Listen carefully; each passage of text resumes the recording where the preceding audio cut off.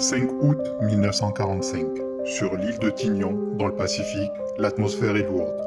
Au milieu des hangars militaires, un avion se prépare pour une mission sans précédent. Son nom, Enola Gay, un bombardier B-29 entièrement modifié pour recevoir une charge particulière.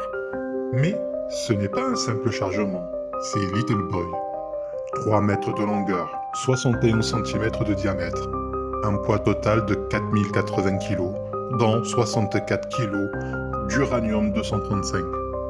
La soute du B-29 a été renforcée, le système de largage ajusté au millimètre.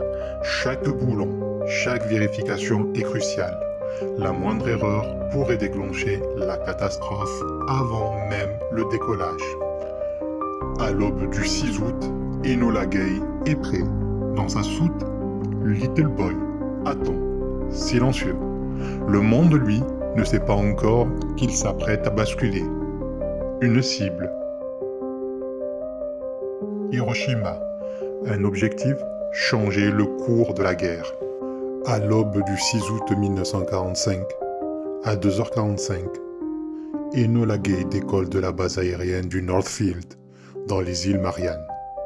Après 6 heures de vol, l'avion arrive à Hiroshima. Il est 8 heures du matin. Le ciel est d'un bleu pur. Aucun nuage à l'horizon. La ville s'éveille doucement. Les tramways circulent. Les enfants se préparent pour l'école. Les ouvriers se rendent à leur travail. Les Shinto méditent. À 8h15 précise, un bruit d'avion se fait entendre. Presque personne n'y prête attention. En pleine guerre, les alertes sont fréquentes. Mais cette fois-ci, c'est différent. À 8h15, au-dessus du centre-ville, une bombe est larguée depuis un bombardier B-29.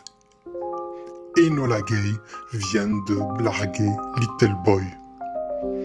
Quelques secondes plus tard, une lumière aveuglante, plus brillante que 1000 soleils, déchire le ciel.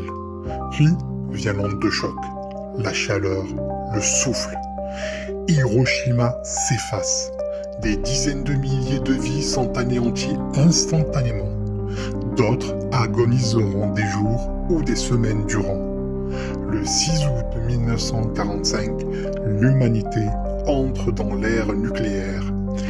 Hiroshima devient un symbole, le symbole du pouvoir destructeur de l'homme, mais aussi du devoir de mémoire.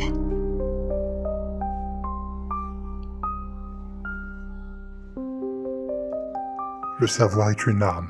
Face à l'histoire, face à des événements aussi tragiques que Hiroshima, nous avons un choix.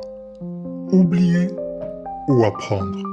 Se souvenir, c'est refuser de répéter les mêmes erreurs. Apprendre, c'est porter en nous la responsabilité de transmettre. Ne laissons pas notre passé devenir un passé tâche dans les livres d'histoire. Utilisons-le pour construire un avenir plus lucide, plus juste, plus humain.